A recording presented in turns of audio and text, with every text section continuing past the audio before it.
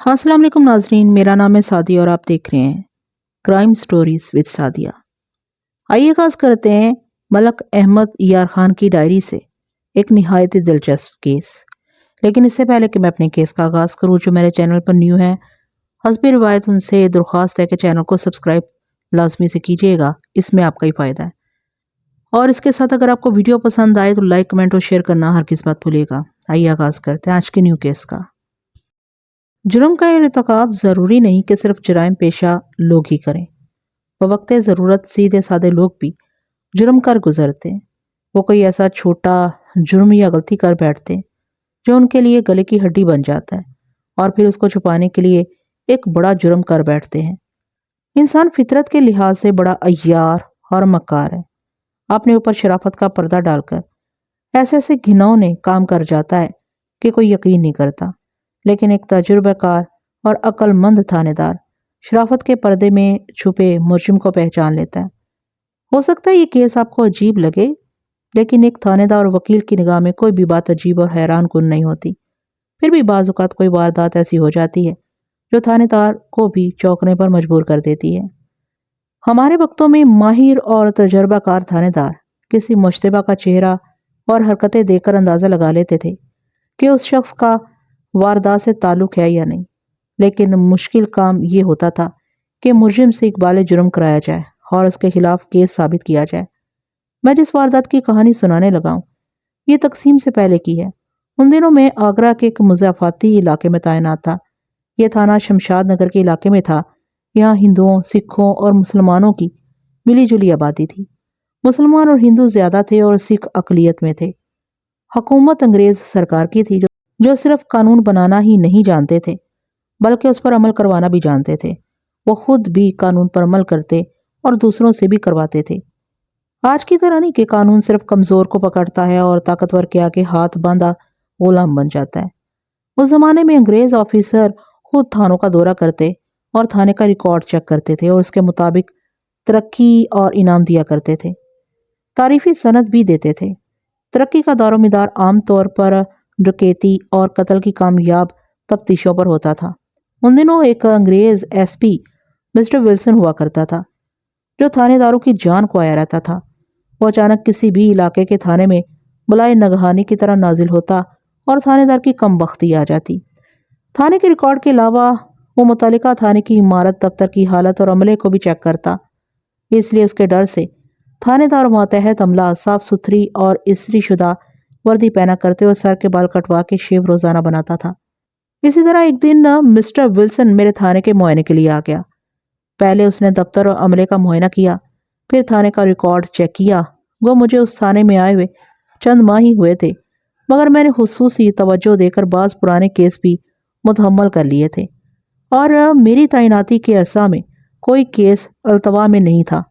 Mister Wilson ने मेरी कारकर्दगी को सराहा और मुझे कुछ तजावीज़ और मशवरे दिए जो कुछ ऐसे कारआमद और माकूल नहीं थे, लेकिन वो हाकिम कौम से ताल्लुक़ रखता था और मेरा ऑफिसर भी था। इसलिए मैंने खंदा पेशानी से मुस्कुरा कर उसका शुक्रिया अदा किया। अभी मिस्टर विल्सन मेरे दफ्तर में बैठा बातचीत कर रहा था कि बाहर से कुछ लोगों के बोलने की आवाज़ आई। वो किसी लाश का जिक्र कर रहे थे। मैं समझ गया कि किसी वारदात की इतला आई है और कुछ लोग रिपोर्ट दर्ज करवाने आए हैं। मिस्टर विल्सन ने यह शोर शराबा सुना तो मुहर्रर वाले कमरे की तरफ चला गया। मैं भी उसके पीछे हो लिया। वहां जाकर देखा कि 4-5 देहाती आदमी खड़े थे और उनके साथ 2 बच्चे थे जिनकी उम्रें 12-15 साल के दरमियान होंगी। मिस्टर विल्सन टूटी फूटी उर्दू बोल और समझ लेता था, मगर उन लोगों की देहाती बोली उसकी समझ से बाहर थी। उसने मुझे कहा कि मिस्टर मलक, इनसे पूछो क्या मसला और फिर मुझे बताओ। मैंने उन लोगों से पूछा कि वो क्यों आए हैं, तो उनमें से एक जो अच्छे लिबास में था और मुअज़्ज़ज़ लग रहा था, वो आगे बढ़ा और उसने बताया कि वो लोग एक गांव मड़ी गोपाल से आए हैं और वो वहां का नंबरदार है। वहां एक पुराने कुएं में किसी औरत की लाश नजर आ रही है। यहाँ मैं ये बता दूं कि ये कहने को तो गांव था, लेकिन असल में अच्छा खासा वसी कस्बा था। यहाँ स्कूल और डिस्पेंसरी भी थी। लाश किसने देखी है? मैंने दरियाफ्त किया। इन 2 बच्चों ने सबसे पहले लाश देखी थी, नंबरदार ने बताया। ये खौफजदा होकर घर भाग आए और अपने घर वालों को बताया तो उन्होंने आकर मुझे इत्तला की। मैं खुद मौका पर जाकर लाश देख कर आया हूँ। कुछ पता चला लाश किसकी है? मैंने पूछा।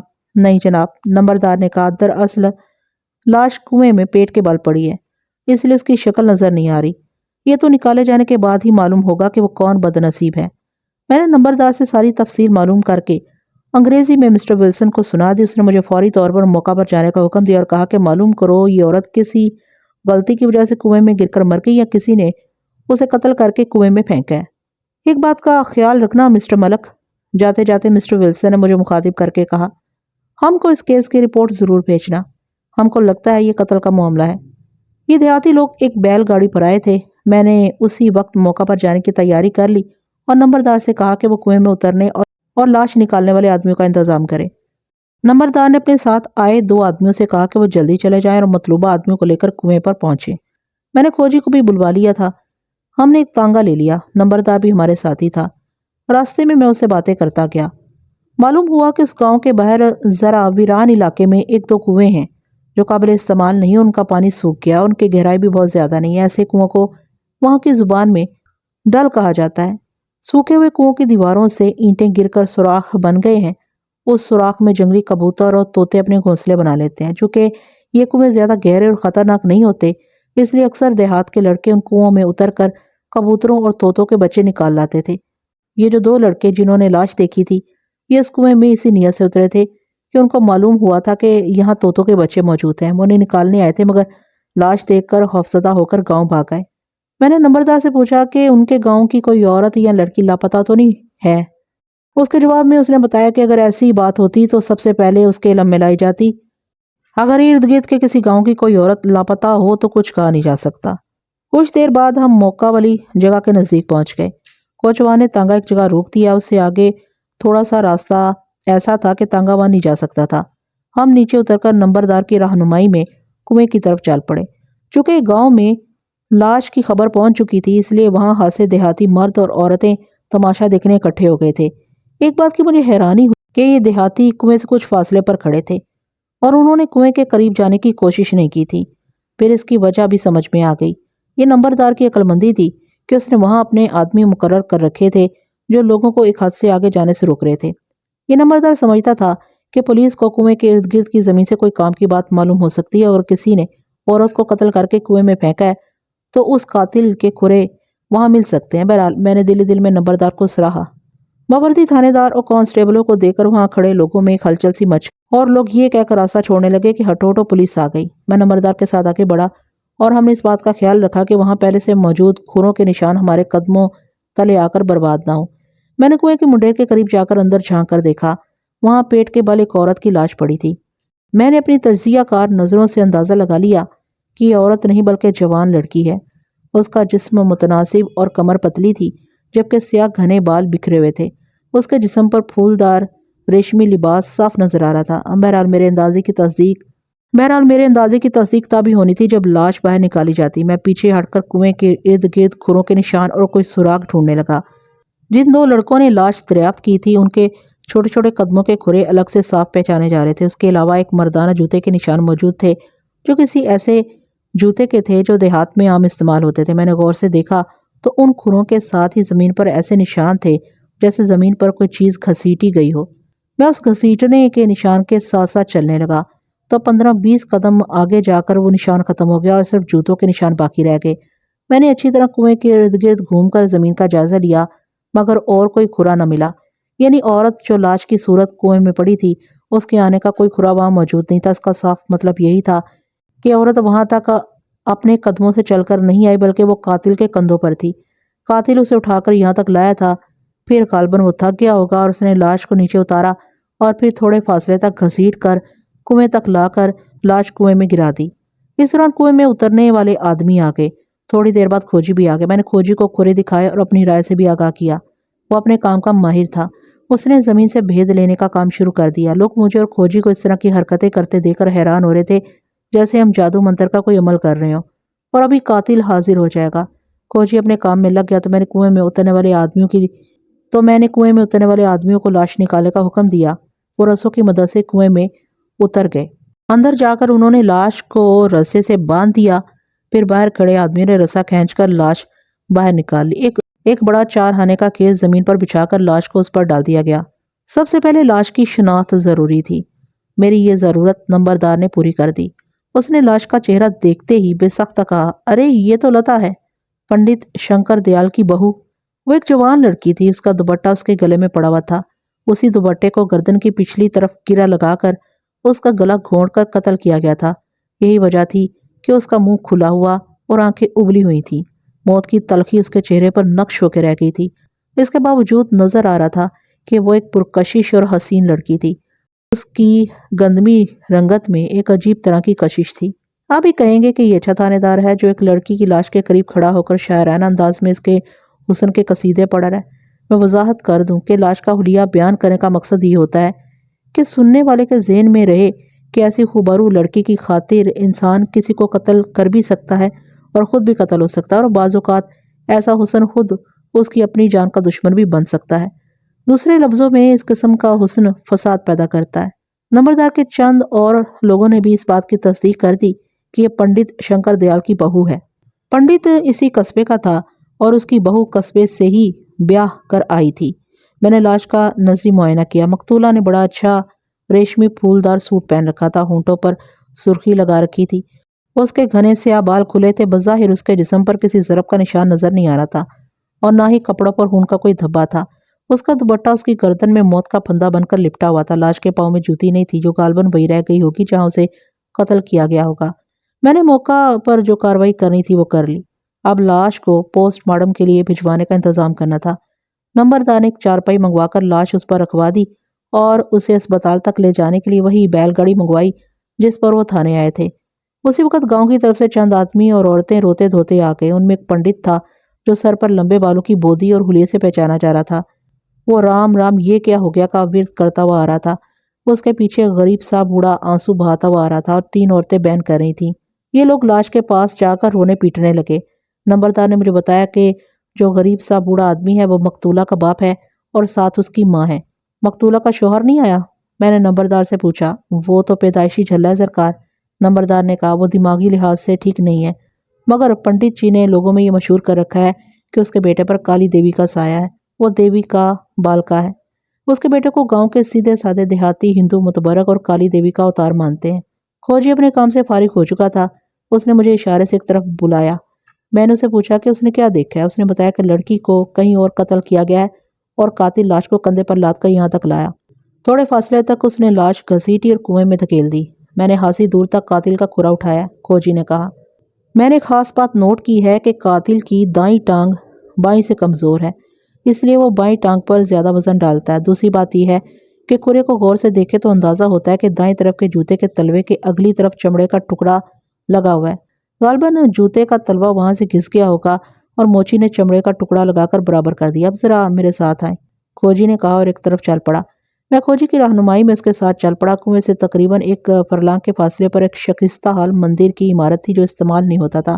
اس کی صرف چھت سلامت تھی اور خستہ حال دیواریں گرنے والی تھیں، جبکہ بیرونی دیواریں جانے کب کی گر چکی تھیں۔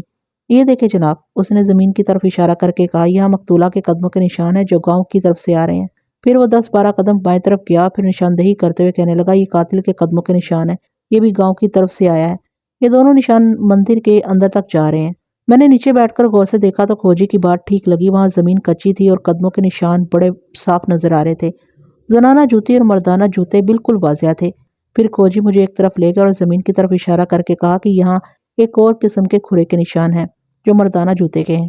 یہ کھرے بھی مندر کی طرف جا رہے ہیں، کھوجی نے بتایا۔ اس سے مقتولہ ملنے آئی ہوگی اور دوسرا قاتل ہے جس کے کھرے کنویں کی طرف جا رہے ہیں۔ آئیے اندر چلتے ہیں۔ ہم دونوں کھروں کے تعاقب میں مندر کے اندر چلے گئے۔ اندر کا ماحول خاصا ڈراؤنا تھا۔ سامنے ہی کالی دیوی کی مورتی کھڑی تھی جس کے کئی ہاتھ تھے، ایک ہاتھ میں انسانی کھوپڑی اور دوسرے میں کٹار نظر آ رہی تھی۔ اس کی آنکھیں سرخ اور لمبی زبان باہر نکلی ہوئی تھی اور ہونٹ خون آلود۔ ہندو دھرم میں کالی دیوی کو قہر اور انتقام کی دیوی خیال کیا جاتا ہے۔ کالی کے بت کے آگے ایک ہموار چبوترا بنا ہوا تھا، یہاں چوڑیوں کے ٹکڑے پڑے نظر آ رہے تھے اور ایک طرف زنانہ جوتی پڑی ملی تھی۔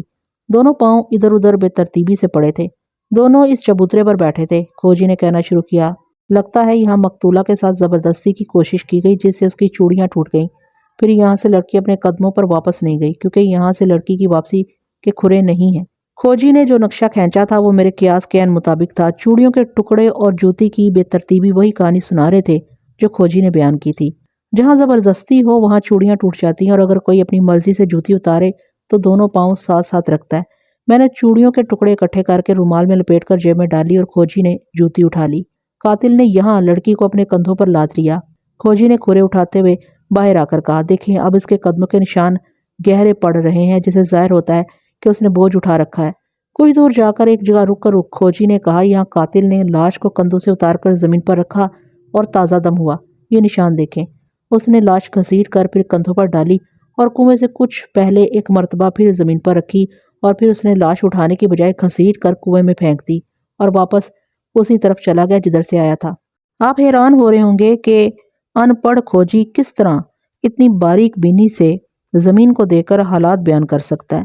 یہ اپنی جگہ ایک فن ہے جو نسل در نسل منتقل ہوتا خاندان میں آگے بڑھتا رہتا ہے۔ کھوجی اس سے بھی زیادہ حیران کن کارکردگی کا مظاہرہ کر سکتے تھے۔ یہ تو عام سی باتیں تھی۔ عرب کے کھوجی دنیا بھر میں مشہور تھے۔ کھوجی تھانے داروں کی بڑی مدد کرتے تھے، لیکن نیک قباحت تھی، عدالت ان کی گواہی نہیں مانتی تھی۔ اب کھوجی معدوم ہو گئے ہیں اور ان کی جگہ سدھائے ہوئے کتے مجرم کا سراغ لگاتے ہیں۔ میں نے کھوجی کو جانے کی اجازت دے دی اور پھر لاش کے پاس آ کر اس کی باہوں کا معائنہ کیا۔ ایک بازو میں 3 اور دوسرے میں 5 چوڑیاں نظر آ رہی تھی۔ میں نے جیب سے رومال نکال کر چوڑیوں کے ٹکڑے مقتولہ کی چوڑیوں سے ملا کر دیکھے، وہ ان چوڑیوں سے مل رہے تھے۔ اسی دوران کسی کے اونچی آواز میں بولنے کی آواز سنائی دی۔ میں نے اس طرف دیکھا تو ایک نوجوان نظر آیا جو اپنے حلیے سے ہی جھلا لگ رہا تھا۔ ایسے بچوں کو پاکستان میں سائیں لوگ کہا جاتا ہے۔ وہ کچھ محمل سے الفاظ بول رہا تھا اور کافی غصے میں لگ رہا تھا۔ پھر وہ مقتولہ کی لاش کے پاس جا کر بیٹھ گیا اور اس کے چہرے پر ہاتھ پھیر پھیر کر رونے لگا۔ ساتھ ساتھ وہ کچھ کہتا بھی جا رہا تھا جس کی سمجھ مجھے نہیں آ رہی تھی، لیکن صاف ظاہر ہو رہا تھا کہ وہ اپنی بیوی کی موت پر غم و غصے کا اظہار کر رہا ہے۔ اسے کسی طرح پتہ چل گیا تھا کہ اس کی بیوی مر گئی ہے۔ جب میرے کہنے پر لاش کو پوسٹ مارٹم کے لیے لے جایا جانے لگا تو اس جھلے نے، جس کا نام مجھے بھوانی داس بتایا گیا تھا، اس نے لاش والی چارپائی کو اٹھانے والے لوگوں سے لڑنا شروع کر دیا۔ اس کی ماں اور پنڈت شنکر نے اسے سنبھالنے کی بہت کوشش کی، لیکن وہ کسی کے قابو نہیں آ رہا تھا۔ پنڈت اور اس کی بیوی اپنے جھلے بیٹے کی باتیں سمجھ لیتے تھے اور وہ اس کو سمجھا رہے تھے کہ اس کی بیوی کو اسپتال لے کر جا رہے ہیں جہاں ڈاکٹر اسے ٹھیک کر دے گا۔ تنگ آ کر پنڈت نے میری طرف اشارہ کر کے بھوانی سے کچھ کہا تو وہ میری طرف خوفزدہ نظروں سے دیکھنے لگا۔ پھر وہ میری طرف آیا اور ہاتھ جوڑ کر کچھ کہنے لگا۔ اس کے ساتھ ساتھ وہ لاش کی طرف اشارے بھی کر رہا تھا۔ پھر وہ اپنے ہاتھوں سے اپنا گلا دبا کر مجھے سمجھانے لگا کہ اس کی بیوی کو گلا گھونٹ کر مارا گیا ہے۔ پھر وہ رونے لگا۔ میں نے اس کے کندھے پر ہاتھ رکھ کر اسے دلاسا دیا۔ اتنی دیر میں پنڈت دیال شنکر نے اس کو پکڑا اور ایک طرف لے گیا۔ میں نے اپنے 2 کانسٹیبلوں سے کہا کہ وہ لاش کو پوسٹ مارٹم کے لیے سرکاری اسپتال لے جائیں۔ انہوں نے روتے دھوتے لواحقین کو پیچھے ہٹا کر لاش والی چارپائی کو بیل گاڑی پر رکھا اور وہاں سے لے گئے۔ لاش کو بھجوانے کے بعد میں نے اپنی تفتیش کا آغاز کرنا تھا۔ انگریز افسروں نے تھانے داروں کو کہہ رکھا تھا کہ جس گاؤں میں واردات ہو تھانے دار وہیں ڈیرا لگا لے اور واردات کی تفتیش مکمل کر کے ہی تھانے آئے۔ ایسا ہونا عملی طور پر تو ممکن نہ تھا، لیکن اس بات سے اندازہ لگایا جا سکتا ہے کہ وہ لوگ قانون پر کس طرح عمل کراتے تھے۔ نمبردار مسلمان تھا۔ اس نے اپنی بیٹھک میں میرے بیٹھنے کا انتظام کر دیا۔ میں نے نمبردار سے کہا کہ وہ پنڈت کو میرے پاس بھیج دے۔ میں نے پوچھ گچھ کا آغاز پنڈت سے کرنے کا فیصلہ کر لیا۔ تھوڑی دیر بعد پنڈت آ گیا اور ہندوؤں کے روایتی طریقے سے ہاتھ جوڑ کر پرنام کیا۔ پنڈت 60-65 کے پیٹے کا ہوگا۔ اس کا حلیہ ویسے ہی تھا جیسا میں اکثر کہانیوں میں بیان کر چکا ہوں۔ صفا چٹ، سر پر لمبے بالوں کی بودی، پیٹ نکلا ہوا، دھوتی کرتا پہنے ہوئے تھا۔ یہ دھوتی ہندوانہ تھی، یعنی دونوں ٹانگوں سے ایک پلہ گزار کر پچھلی طرف اڑسا ہوا تھا۔ وہ عمر رسیدہ تو تھا مگر صحت اچھی خاصی تھی۔ غریب لوگوں سے پرشاد اور چڑھاوے کھا کھا کر ہٹا کٹا ہو چکا تھا۔ اس کے چہرے پر مسکینی لیکن آنکھوں میں عیارانہ چمک صاف نظر آ رہی تھی۔ پنڈت جی، لتا آپ کی بہو تھی؟ میں نے پوچھا۔ جی حضور، اس نے فدویانہ لہجے میں کہا۔ بہو کم تھی، بیٹی زیادہ تھی۔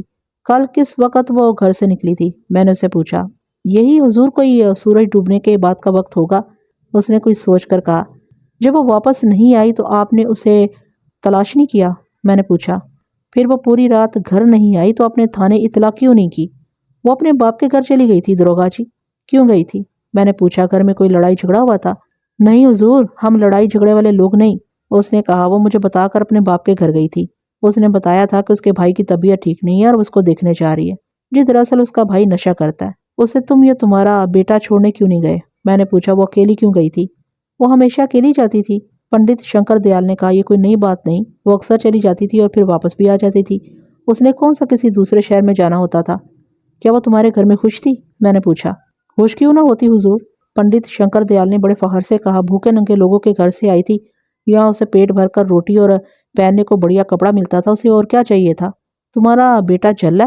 میں نے کہا، کیا کوئی لڑکی ایسے آدمی کے ساتھ خوش رہ سکتی ہے؟ میری یہ بات سن کر پنڈت شنکر دیال بغلے جھانکنے لگا۔ پھر اس نے اٹکتے ہوئے کہا، وہ کوئی پاگل تھوڑا ہے، وہ تو دیوی کا بالکا ہے، اس پر دیوی کا سایہ ہی تو لتا کی خوش قسمتی تھی کہ اسے ایسا خامد ملا۔ خوش قسمتی یا بد قسمتی؟ میں نے طنزیہ لہجے میں کہا، روٹی کپڑے کے علاوہ بھی عورت کی کچھ خواہشات ہوتی ہیں۔ کیا تمہارا دیوی کا یہ بالکا اس کے حقوق پورے کرنے کی اہلیت رکھتا تھا؟ میں کیا کہہ سکتا ہوں حضور؟ پنڈت شنکر دیال نے مکاری سے کہا، مجھے تو یہ پتا ہے کہ دونوں میاں بیوی خوش رہتے تھے۔ ایک بات کان کھول کر سن لو پنڈت جی، میں نے ذرا سخت لہجے میں کہا، جن عورتوں کو اپنے مرد سے خوشی نہیں ملتی وہ خوشی کے حصول کے لیے چور راستے نکال لیتی ہیں، اور تمہارا پاگل بیٹا اس قابل نہیں کہ اپنی بیوی کو خوش رکھ سکتا، اس لیے تمہاری بہو نے باہر کسی سے یارانہ لگا رکھا تھا اور اسی چکر میں ماری گئی ہے۔ میری یہ بات سن کر پنڈت کے چہرے پر ہوائیں اڑنے لگی، اس کا سانولا رنگ سیاہ پڑ گیا۔ میں نے دیکھا وہ لرز رہا تھا۔ رام رام رام رام، اس نے کانپتی آواز میں کہا، یہ ماننے کی بات نہیں ہے دروگا جی، ضرور آپ کو غلطی لگی ہوگی یا کسی نے آپ کو بہکایا ہے۔ میں کوئی بچہ نہیں ہوں پنڈت جی، میں نے کہا، میرا تو کام ہی یہی ہے، مجھے کون بہکا سکتا ہے؟ آپ کی نظر میں کوئی ایسا بندہ ہے جو آپ کی بہو سے ملتا ہو یا اس میں دلچسپی رکھتا ہو؟ یہ بھی ہو سکتا ہے کہ آپ کی بہو خود اس کے پاس جاتی ہو۔ نہیں دروگا جی، پنڈت دیال شرما نے کہا، میں ایسی کوئی بات نہیں جانتا، میں دھارمک آدمی ہوں اور گیان دھیان میں لگا رہتا ہوں، اگر ایسی کوئی بات تھی تو کم سے کم میرے علم میں نہیں۔ تو پھر غور سے سن لو پنڈت جی، میں نے اسے کہا، تمہاری بہو کسی آدمی سے ملنے پرانے مندر میں گئی تھی، وہاں اس آدمی اور مقتولہ کے قدموں کے صاف نشان ملے ہیں اور ظاہر ہوتا ہے کہ وہیں اس کو قتل کیا گیا ہے اور لاش کو کنویں میں ڈال دیا۔ یہ سب اس لیے بتا رہا ہوں کہ آپ کو کسی پر شک ہے تو مجھے بتا دیں۔ میری بات سن کر پنڈت کچھ سوچنے لگا، پھر اس نے اس طرح سر ہلایا جیسے کسی فیصلے پر پہنچ گیا ہو۔ ایک آدمی ہے جس پر مجھے شک ہے، پنڈت نے کہا، اس کا نام کمال ہے، اس کی بڑے بازار میں پرچون کی دکان ہے، اس کے بارے میں کسی نے مجھے بتایا تھا کہ یہ شخص تمہاری بہو کو آتے جاتے تنگ کرتا رہتا ہے۔ دراصل اس نے لتا کو شیشے میں اتار لیا تھا اور وہ اس سے چوری چھپے ملنے جاتی تھی۔ یہ سوال میں نے پہلے بھی پوچھا تھا پنڈت جی، میں نے سخت لہجے میں کہا، لیکن آپ نے صاف انکار کر دیا کہ ایسی کوئی بات آپ کے علم میں نہیں۔ اب آپ کہہ رہے ہیں کہ کمال نامی بندے پر شک ہے کہ اس نے آپ کی بہو کو شیشے میں اتار لیا تھا۔ اگر آپ مجھے گمراہ کریں گے تو میں قاتل کو نہیں پکڑ سکوں گا۔ جہاں تک بہکانے کی بات ہے تو صاف صاف کہوں گا کہ مقتولہ کو کوئی بھی بہکا سکتا تھا، جس کا خامد ایسا ہو اس کو بہکانے کے لیے کسی شہزادی کی ضرورت نہیں۔ برا مت مانیے گا دروگا جی، پنڈت دیال شنکر نے مکارانہ لہجے میں کہا، آپ مسلمان ہیں اور کمال بھی مسلمان ہے، میں نے اس ڈر سے نہیں بتایا کہ آپ کو برا لگے گا۔ دوسرے وہ ذرا گنڈا بدماش قسم کا آدمی ہے، ہر وقت لڑنے مرنے پر تیار رہتا ہے، اسی وجہ سے میں نے کبھی اس سے پوچھنے کی جرات نہیں کی۔ میری بہو میرے گھر میں بہت خوش تھی اور میں نے اس کو ہر طرح کا عیش و آرام دے رکھا تھا، اس کو کسی چیز کی کمی نہیں تھی۔ قانون سب کے لیے ایک جیسا ہے پنڈت جی، میں نے اسے کہا، قانون نہ ہندو ہے نہ مسلمان نہ سکھ، یہ قانون انگریز سرکار کا بنایا ہوا ہے اور گورے خود بھی اس پر عمل کرتے ہیں اور دوسروں سے بھی کراتے ہیں۔ باقی جہاں تک یہ بات ہے کہ آپ نے بہو کو ہر طرح کا عیش و آرام دے رکھا تھا، ٹھیک ہوگی، لیکن آپ کو یہ بھی معلوم ہوگا کہ عورت کو اگر شوہر کا پیار ملے تو وہ دال چٹنی کھا کر بھی خوش رہ سکتی ہے، لیکن اگر کسی عورت کا شوہر آپ کے بیٹے جیسا ہو تو اس کو نرم بچھونے بھی کانٹوں کا بستر لگتے ہیں۔ آپ نے اس غریب لڑکی پر بڑا ظلم کیا ہے کہ اس کے پلے اپنا پاگل بیٹا باندھ دیا، ہونی کو کون روک سکتا ہے دروگا جی؟ پنڈت شنکر دیال نے شرمندہ سے لہجے میں کہا، میرا خیال تھا کہ شادی کے بعد میرا بھوانی ٹھیک ہو جائے گا، لیکن بھگوان کو یہ منظور نہیں تھا تو میں کیا کر سکتا ہوں؟ مجھے اب اس موٹے پنڈت پر غصہ آنے لگا تھا اور میرا دل چاہ رہا تھا کہ اس کی ایسی طبیعت صاف کروں کہ عقل ٹھکانے آ جائے، مگر پھر یہ سوچ کر خود پر قابو پا لیا کہ یہ ہندوؤں کو بھڑکائے گا اور بات کو غلط رنگ دے کر اسے اپنے دھرم میں مداخلت قرار دے کر فساد کھڑا کر سکتا تھا۔ میں نے اسے کچھ اور باتیں پوچھ کر اس کو جانے کی اجازت دے دی۔ اس کے بعد میں نے مقتولہ کے باپ کو بلا لیا، اس کا نام رام داس تھا۔ اس کو دیکھ کر مجھے اندازہ ہوا کہ اس نے اپنی اچھی بھلی لڑکی کو ایک پاگل کے ساتھ کیوں بیاہ دیا تھا۔ اس کے لباس کے علاوہ اس کے انگ انگ سے غربت اور مایوسی ٹپک رہی تھی، وہ لاچاری اور مجبوری کی منہ بولتی تصویر تھا۔ نمبردار نے مجھے بتایا تھا کہ مقتولہ کا باپ رام داس موچی ہے، اس کی 3 بیٹیاں تھیں، 2 کی اس نے مانگ تانگ کر شادی کر دی تھی، جبکہ تیسری بیٹی مقتولہ کے رشتے کے لیے وہ بڑا پریشان رہتا تھا، کیونکہ جہیز کے بغیر ہندو معاشرے میں لڑکی کو بیاہنا بہت ہی مشکل ہے۔ دوسری مشکل یہ تھی کہ اس کی ماں ٹی بی کی خون تھوک تھوک کر مر گئی تھی۔ ایک ہی بیٹا تھا جو آوارہ ہو گیا تھا اور بری سوسائٹی میں پڑھ کر نشہ کرنے لگا تھا۔ رام داس کی تو بڑھاپے میں کمر ٹوٹ کر رہ گئی تھی، اس کے پاس جہیز کے نام پر دینے کے لیے ایک تنکا تک نہ تھا اور قرضہ الگ چڑھا ہوا تھا جو واپس کرنا جو واپس کرنا اس کے لیے ناممکن ہو گیا تھا۔ اس کی اس مجبوری سے پنڈت دیال شنکر نے فائدہ اٹھایا اور رام داس سے کہا کہ اس کا قرضہ بھی ادا کر دے گا اور بیٹی کی شادی کے لیے اس کو نقد پیسے بھی دے گا اگر وہ اپنی بیٹی کی شادی اس کے بیٹے بھوانی سے کر دے۔ رام داس کو اس بات کا علم تھا کہ پنڈت کا بیٹا بھوانی دماغی لحاظ سے نارمل نہیں ہے، لیکن وہ بہت ہی مجبور تھا۔ اس نے اپنی بیٹی کی منت سماجت کی کہ وہ اس شادی پر مان جائے۔ لڑکی سمجھدار تھی، اس نے اپنے مجبور اور بےکس باپ کی خاطر خود کو بھینٹ چڑھا دیا۔ میں نے رام داس کو رسمی طور پر اس کی بیٹی کو موت پر دلاسا دیا۔ اس کے چہرے کے تاثرات سے لگ رہا تھا کہ اسے کسی دلاسے کی ضرورت نہیں ہے اور بیٹی کی موت پر اس نے جیسے سکھ کا سانس لیا ہے۔ کیا تمہاری بیٹی اپنے سسرال میں خوش تھی؟ میں نے رام داس سے پوچھا۔ ایک پاگل کے ساتھ کوئی عورت خوش رہ سکتی ہے تو وہ بھی خوش تھی، رام داس نے دکھی لہجے میں کہا۔ تمہیں پتا تھا کہ بھوانی پاگل ہے؟ میں نے کہا۔ تم نے پھر بھی بیٹی کی شادی اس کے ساتھ کر دی۔ میں نے اس کی شادی ایک پاگل کے ساتھ نہیں کی تھی سرکار، رام داس نے کہا۔ میں نے اس کی شادی اپنی مجبوریوں کے ساتھ کر دی تھی۔ وہ اتنی فرما بردار نکلی کہ باپ کی خاطر اپنی جوانی، اپنی خواہشیں اور خوشیاں بلیدان کر دی۔ وہ غریب ضرور تھا مگر باتوں سے جہاندیدہ اور زمانہ شناس لگتا تھا۔ کیا وہ اکثر اپنے مائکے آتی رہتی تھی؟ میں نے اسے پوچھا۔ مہینے 2 مہینے بعد آ جاتی تھی، رام داس نے کہا، مگر جلدی واپس چلی جاتی تھی۔ دراصل ماں کے مرنے کے بعد اس کا ہمارے گھر میں دل نہیں لگتا تھا۔ ایک بھائی ہے جو نہ ہونے کے برابر ہے۔ آخری بار وہ کب آپ کے پاس آئی تھی؟ میں نے سوال کیا۔ یہی کوئی 10-12 دن پہلے کی بات ہے، رام داس نے سوچتے ہوئے کہا۔ قتل والی رات وہ تمہارے گھر نہیں تھی؟ نہیں سرکار، مگر پنڈت شنکر دیال کا کہنا ہے کہ وہ اسے بتا کر میکے گئی تھی۔ میں نے کہا۔ اس نے پنڈت جی کو بتایا تھا کہ اس کے بھائی کی طبیعت خراب ہے اور وہ اس کی خبر گیری کے لیے جا رہی ہے؟ ایسی کوئی بات نہیں سرکار، رام داس نے کہا۔ وہ یہاں بالکل نہیں آئی اور نہ ہی اس کے بھائی کی طبیعت خراب تھی۔ بھائی تو اس کا گھر ٹکتا ہی نہیں۔ اگر وہ آتی تو مجھ سے ملاقات ضرور ہوتی۔ اب میں جو پوچھوں گا وہ تمہیں برا لگے گا رام داس، میں نے اس سے کہا، لیکن تمہاری بیٹی کے قاتل کو پکڑنے کے لیے یہ میری مجبوری ہے۔ میرا اچھا برا لگنے کا خیال نہ کریں سرکار، رام داس نے کہا۔ میری اتنی حیثیت نہیں کہ کسی کی بات کا برا مان سکوں، آپ پوچھو جو پوچھنا ہے۔ پنڈت جی کا کہنا ہے کہ مقتولہ کا کردار ٹھیک نہیں تھا۔ میں نے کہا۔ وہ ایک مسلمان دکاندار کمال سے چوری چھپے ملنے جاتی تھی، کیا یہ بات درست ہے؟ وہ بدنصیب مر گئی ہے، رام داس نے کہا، اس لیے مجھے جھوٹ بول کر پردے ڈالنے کی ضرورت نہیں۔ یہ بات میں نے بھی سنی تھی، اور لوگ بھی ایسی باتیں کرتے تھے۔ میں کسی کی زبان نہیں پکڑ سکتا تھا۔ سچی بات یہ ہے کہ میں نے ایک روز بیٹی سے بات کی تھی کہ لوگ اس کے متعلق اس طرح کی باتیں کرتے ہیں، تو اس نے صاف صاف مجھے کہہ دیا کہ میں نے آپ کی پریشانی دور کر دی ہے اور قرضہ بھی اتر گیا ہے، آپ کی ذمہ داری ختم ہو گئی ہے۔ میں ایک پاگل کے ساتھ ساری عمر اپنی جوانی برباد نہیں کر سکتی۔ کمال مجھے اچھا لگتا ہے اور وہ میری پسند کا مرد ہے۔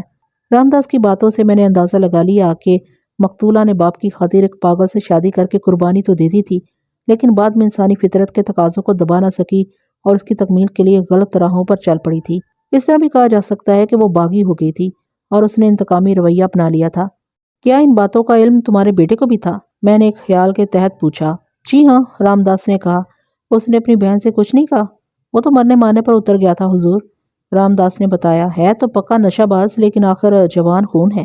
میں نے رام داس سے کچھ اور باتیں پوچھ کر اسے بھیج دیا اور نمبردار کو بلا لیا۔ میں نے اسے رام داس کے بیٹے کے متعلق معلومات حاصل کی کہ اس کی عمر کتنی ہے، کیا وہ اتنی ہمت اور جرأت رکھتا ہے کہ کسی کو قتل کر دے۔ نمبردار نے بتایا کہ لڑکی کی عمر 15-16 سال کے لگ بھگ ہے اور نشے کی لت نے اس کو کھوکھلا کر دیا ہے اور اس میں اتنا دم خم نہیں کہ وہ کسی کو قتل کر سکے۔ یہ بات میرے ذہن میں بھی تھی کہ ایک کم عمر لڑکا جو نشہ بھی کرتا ہو کسی کو قتل نہیں کر سکتا۔ پھر یہ کہ مقتولہ کی لاش کندھوں پر اٹھا کر کنویں میں ڈالنا بھی اس کے لیے ممکن نہ تھا، لیکن میں اپنی عادت کے مطابق کسی معمولی سی بات اور امکان کو نظر انداز نہیں کر سکتا تھا۔ غیرت کے جوش میں آ کر کمزور انسان کسی کو قتل کر سکتا ہے۔ اس کے بعد میں نے پنڈت دیال شنکر کی بیوی سے پوچھ گچھ کی، لیکن وہ کوئی کام کی بات نہ بتا سکی سوائے اس کے کہ انہوں نے مقتولہ کو عیش و آرام سے رکھا ہوا تھا اور وہ بہت خوش تھی۔ اس نے باتوں باتوں میں بتایا کہ اس کا بیٹا ہے تو جھلا، لیکن وہ اپنی بیوی سے بہت پیار کرتا تھا اور اس کا یہ حال تھا کہ جیسے کسی بچے کو اپنی پسند کا کھلونا مل جائے تو وہ اس کو نظروں سے اوجھل نہیں ہونے دیتا۔ عورت دوسری عورت کی رازدار ہوتی ہے۔ میں نے اس سے پوچھا، تمہاری بہو نے یہ تو بتایا ہوگا کہ اس کا خاوند ازدواجی حقوق ادا کرتا ہے یا نہیں؟ جی اس نے بتایا تھا، اس نے مری مری آواز میں کہا۔ ایسی کوئی بات نہیں تھی۔ پھر اس نے کچھ سوچ کر کہا، وہ دراصل پنڈت جی اپنے بیٹے کا علاج کر رہے تھے اور ان کو امید تھی کہ ان کا بیٹا بالکل ٹھیک ہو جائے گا۔ میں نے اب تک کی ساری صورتحال پر غور کیا تو اس نتیجے پر پہنچا کہ اس وقوع کا اہم ترین مشتبہ کمال ہی ہے اور اب اس کو تفتیش کی چکی میں ڈالنا ضروری ہو گیا تھا۔ میں نے نمبردار کی بیٹھک کی بجائے اس کو تھانے بلانے کا فیصلہ کیا۔ اس کی وجہ یہ تھی کہ تھانے کی اپنی ایک الگ دہشت ہوتی ہے اور ملزم مرعوب ہو جاتا ہے۔ میں وہاں سے تھانے آ گیا اور ایک کانسٹیبل کی ڈیوٹی لگا دی کہ وہ دکاندار کمال کو تھانے میں حاضر کرے۔ اس کانسٹیبل نے آدھے گھنٹے کے بعد آ کر بتایا کہ کمال دکان کے لیے سامان لینے شہر گیا اور شام تک واپس آئے گا۔ تھانے آ کر میں نے پہلے کاغذوں کا پیٹ بھرا اور پھر کچھ دیر آرام کیا۔ مجھے پوسٹ مارٹم کی رپورٹ کا بھی انتظار تھا، جس سے مقتولہ کے کردار کا تعین کرنے میں آسانی ہو جاتی کہ وہ کمال کے ساتھ ناجائز تعلقات میں کس حد تک آگے جا چکی تھی، کیونکہ اس کی ساس نے اعتراف کر لیا تھا کہ اس کا جھلا بیٹا ازدواجی حقوق ادا کرنے کے قابل نہیں تھا۔ سپہر کے وقت مقتولہ کی پوسٹ مارٹم رپورٹ آ گئی۔ ڈاکٹر نے موت کی وجہ سانس رک جانا بتائی تھی اور لکھا تھا مقتولہ کو گلا گھونٹ کر قتل کیا گیا ہے۔ اس کے گلے میں کپڑے یا کسی اور چیز کے پھندے کا نشان صاف ہے۔ اس کے علاوہ ڈاکٹر نے لکھا تھا کہ مقتولہ قتل سے پہلے جنسی عمل سے گزری ہے اور وہ 3 ماہ کے حمل سے تھی۔ قتل کا وقت اندازاً رات 8 اور 9 بجے کے درمیان لکھا گیا تھا۔ میں نے شام 6 بجے کے قریب اسی کانسٹیبل کو دوبارہ بھیجا کہ وہ کمال دکاندار کو تھانے میں حاضر کرے۔ کانسٹیبل چلا گیا اور آدھے گھنٹے کے بعد آ کر اس نے بتایا کہ وہ کمال کو لے آیا ہے۔ میں نے اسے کہا کہ وہ کمال کو پیش کرے۔ کمال اندر آیا۔ وہ اچھے قد کاٹ کا اور چہرے مرے کا جوان تھا۔ اس کا رنگ گندمی تھا مگر چہرے کے نقش و نگار جاذب نظر تھے۔ میں نے اسے سامنے پڑی کرسی پر بیٹھنے کو کہا تو وہ آگے آ کر کرسی پر بیٹھ گیا۔ اسے چلتے دیکھ کر میں چونک گیا۔ اتنا اچھا جوان چلتے وقت بائیں طرف معمولی سا جھکتا تھا، جو غور کرنے پر ہی محسوس ہوتا تھا۔ مجھے یاد آ گیا کہ کھوجی نے کھرے دے کر بتایا تھا کہ جس شخص کے یہ کھرے ہیں وہ بائیں پاؤں پر زیادہ وزن ڈال کر چلتا ہے۔ اس کی چال میں یہ نقص نہایت معمولی سا تھا اور غور سے دیکھنے پر ہی محسوس ہوتا تھا۔ میں نے اسے پوچھا کہ اس کی ٹانگ میں کوئی پیدائشی نقص ہے یا کسی حادثے کی وجہ سے ایسا ہوا ہے۔ اس نے ہاسا حیران ہو کر میری طرف دیکھا کہ میں نے اسے یہی بات پوچھنے کے لیے تھانے بلایا ہے۔ پھر اس نے بتایا کہ چند سال پہلے ایک درخت سے گر کر اس کی ٹانگ ٹوٹ گئی تھی، جو ایک جراح کے علاج سے ٹھیک تو ہو گئی تھی، لیکن اس میں نہایت معمولی سا فرق آ گیا جو غور کرنے پر محسوس ہوتا تھا۔ تم جانتے ہو میں نے تمہیں کیوں بلایا؟ میں نے اس کے چہرے پر نظر جماتے ہوئے پوچھا۔ آپ مائی باپ ہیں حضور، اس نے عاجزی سے کہا۔ آپ بہتر جانتے ہیں، پنڈت دیال شنکر کی بہو قتل ہو گئی ہے۔ میں نے کہا تمہیں اس کا پتہ ہی ہوگا، پورے قصبے میں یہ خبر پھیل گئی ہے۔ اس نے کہا میں نے بھی سنی ہے، لیکن میرا اس سے کیا واسطہ؟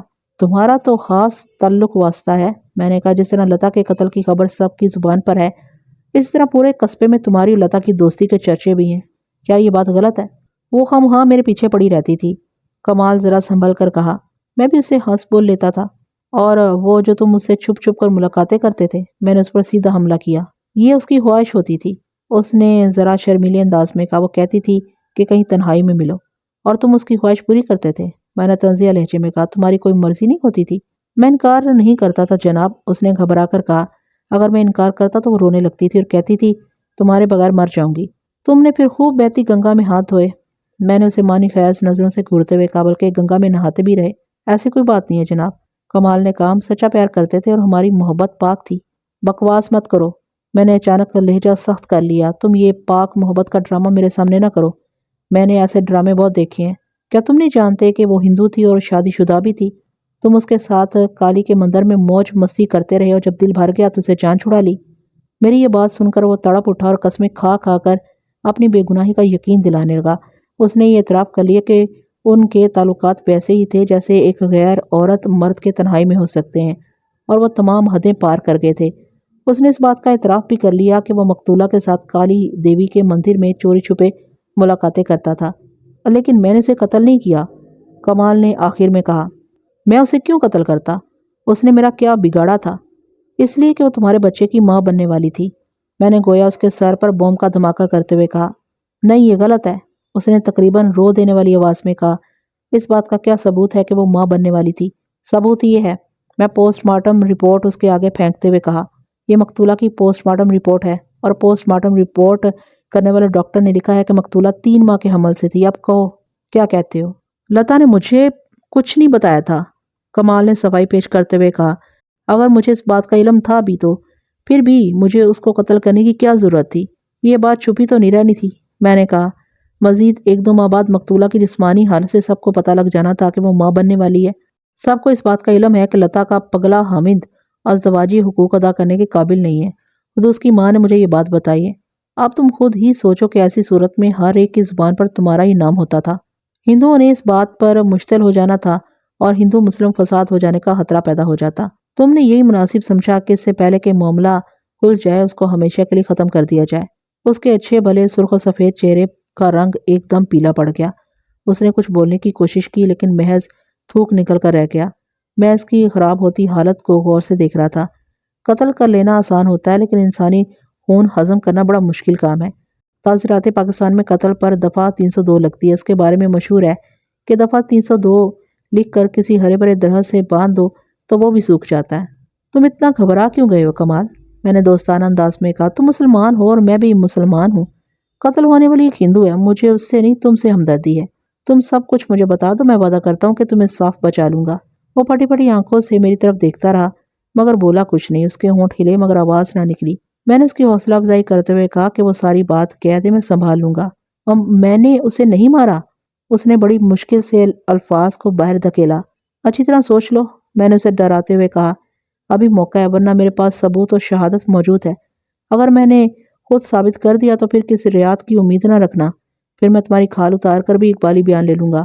وہ مزید خوفزدہ ہو گیا، اس کے آنسو نکل آئے۔ آپ میری بات کا یقین کیوں نہیں کرتے؟ اس نے بے چارگی سے میری طرف دیکھتے ہوئے پوچھا۔ اس لیے کہ تمام شواہد تمہارے خلاف ہیں، میں نے اسے کہا، اور تمہارے پاس قتل کی وجہ بھی موجود ہے۔ آپ بے شک میری کھال اتار دیں۔ اس نے ذرا سنبھل کر بڑے پختہ لہجے میں کہا۔ میں یہی کہوں گا کہ میں نے لتا کو نہیں مارا۔ مجھے اس سے ایسی دلیری کی امید نہیں تھی۔ چند لمحے پہلے وہ آنسو بہا رہا تھا اور کجا یہ کہ دیدہ دلیری سے اب جرم سے انکار کر رہا تھا۔ قتل والی رات تم مقتولہ سے ملنے مندر گئے تھے؟ میں نے اسے پوچھا۔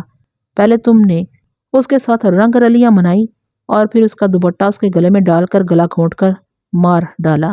اس کے بعد تم نے اس کی لاش کو کندھے پر اٹھایا اور پرانے کنویں میں ڈال کر گھر آ گئے۔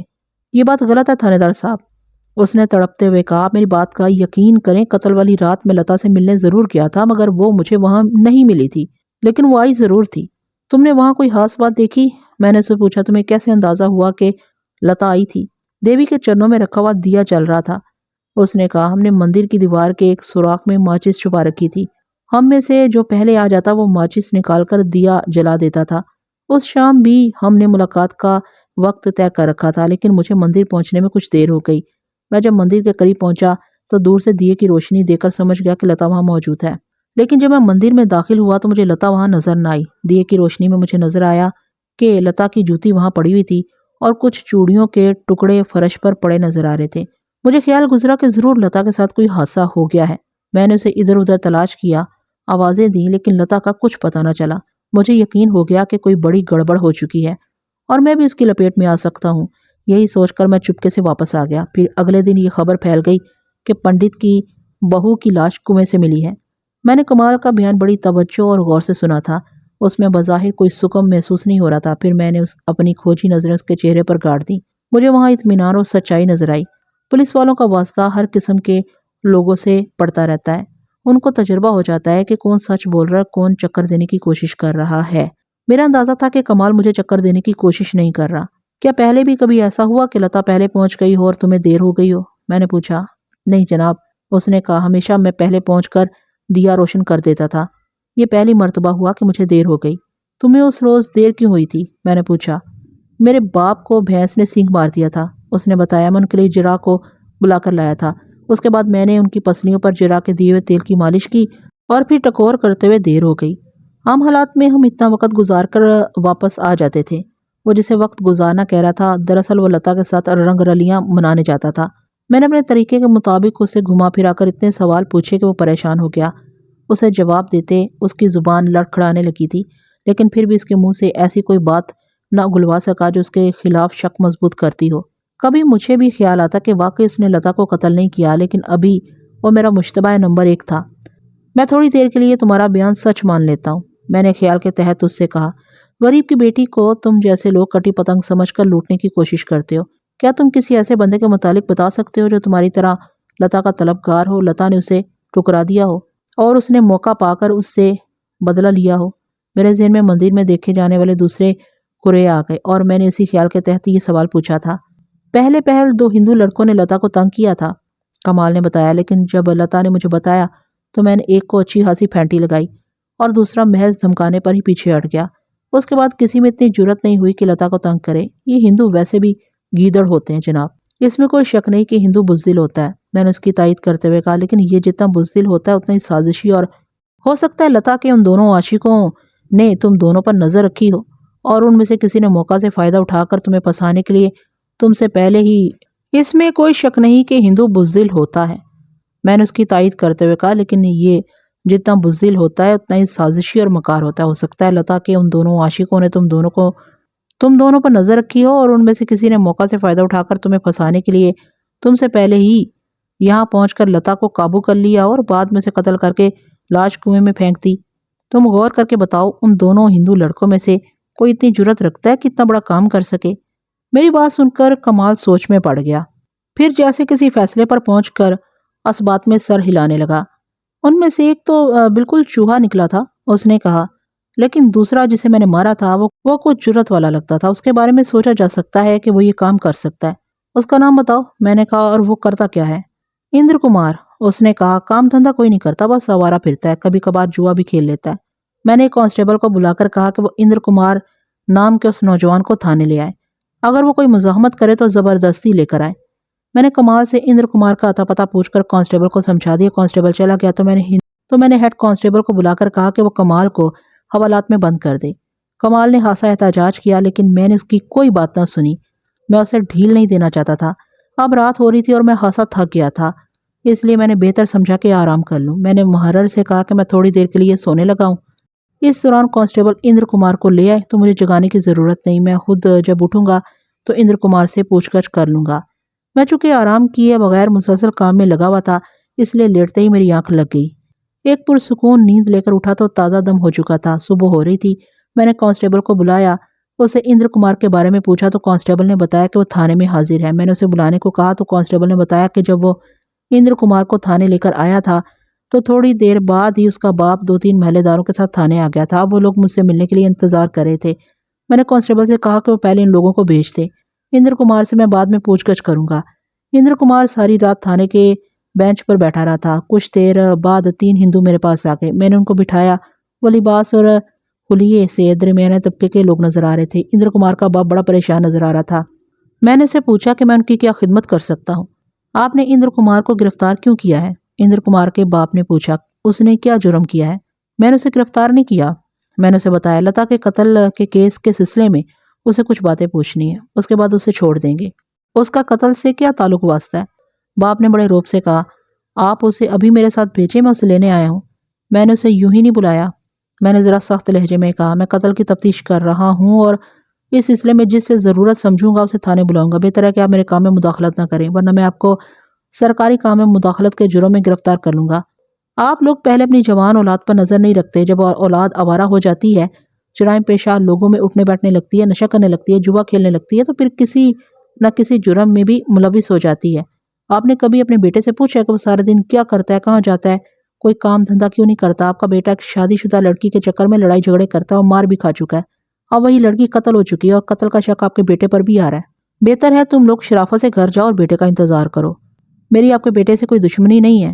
مجھے کچھ زیادہ ہی غصہ آ گیا تھا، اس لیے اسے ٹھیک ٹھاک سنا دی اور بے وقوفوں کی طرح منہ کھولے مجھے دیکھ رہا تھا۔ غالباً اپنے بیٹے کے کارنامے سن کر اسے خاصا دھچکا لگا تھا۔ اس کے ساتھ آئے محلے داروں نے اسے اٹھایا اور باہر لے گئے۔ اس کے جانے کے بعد میں نے اندر کمار کو بلا لیا۔ جب وہ کانسٹیبل کے ساتھ اندر آیا تو خاصا سہما ہوا نظر آ رہا تھا۔ وہ 22-23 سال کا صحت مند لڑکا تھا۔ اس کے چہرے کی رنگت گندمی تھی، لیکن خوف سے پیلی پڑی ہوئی تھی۔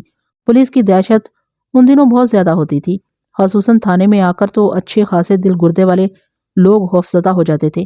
اس کی وجہ تھی کہ پولیس اپنا کام فرض سمجھ کر کرتی تھی، اپنے کام میں ایماندار تھی، اور پھر انگریز افسروں کا سخت رویہ تھا جو فرائض میں سستی اور کوتاہی برداشت نہیں کرتے تھے۔ آج کی پولیس میں یہ دونوں باتیں نہیں ہیں۔ میں نے اندر کمار کو بیٹھنے کو کہا تو وہ جھجکتے ہوئے بیٹھ گیا۔ میں نے اسے پوچھا کہ وہ کیا کام کرتا ہے، تو اس نے بولنے کی بجائے دائیں بائیں نفی میں سر ہلایا۔ میں نے اسے کچھ ادھر ادھر کی باتیں پوچھی، وہ بہت کم بولتا تھا، بس ہاں نہ میں جواب دیتا تھا۔ تم جانتے ہو میں نے تمہیں یہاں کیوں بلایا؟ میں نے اسے پوچھا۔ نہیں، اس نے کہا۔ لتا کو جانتے ہو؟ میں نے پوچھا۔ کون لتا؟ اس نے الٹا سوال کر دیا۔ کمال کو جانتے ہو؟ میں نے نیا سوال پوچھا۔ نہیں جی، اس نے مری مری سی آواز میں کہا۔ مجھے اس پر غصہ آ گیا، لیکن میں ضبط کر گیا۔ میں نے کانسٹیبل کو بلا کر اسے ایک طرف لے جا کر کہا کہ اس کو حوالات کا ایک چکر لگوا لائے اور خاص طور پر یہ وہاں بند کمال کو دیکھ لے۔ کانسٹیبل سمجھ گیا کہ میں کیا چاہتا ہوں۔ اس نے اپنے بیلچے جیسے بڑے ہاتھ سے گردن کی پچھلی طرف سے اس کا کالر مٹھی میں لے کر اسے ایک جھٹکے سے اٹھایا اور دھکیلتا ہوا باہر لے گیا۔ 10-15 منٹ بعد کانسٹیبل اسے اسی طرح دبوچے واپس لے آیا، کرسی پر دھکیل دیا۔ میں نے دیکھا اندر کمار کی حالت اس سلوک سے خاصی خراب ہو چکی تھی۔ بار بار ہونٹوں پر زبان پھیرتا تھا اور تھوک نگلنے کی کوشش کر رہا تھا. لگتا تھا ابھی غش کھا کر گر پڑے گا. اب یاد آ گیا ہوگا کہ لتا اور کمال کون ہے؟ میں نے اس سے کہا. اس نے کچھ بولنے کی کوشش کی لیکن آواز نہ نکلی. اس نے اس بات میں سر ہلا دیا. کمال سے کس بات پر جھگڑا ہوا تھا؟ میں نے اس سے پوچھا.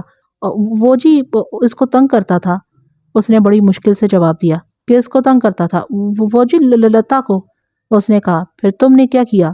میں نے جی اس کو روکا تھا. اس نے کہا. پھر ہماری لڑائی ہو گئی. تم نے کمال کو کیوں روکا تھا؟ میں نے پوچھا. لتا سے تمہارا کیا تعلق تھا؟ تم خود بھی تو لتا کو تنگ کرتے تھے. تعلق تو کوئی بھی نہیں تھا جی. اس نے کہا. پھر نظریں چراتے ہوئے بولا. وہ جی مجھے اچھی لگتی تھی.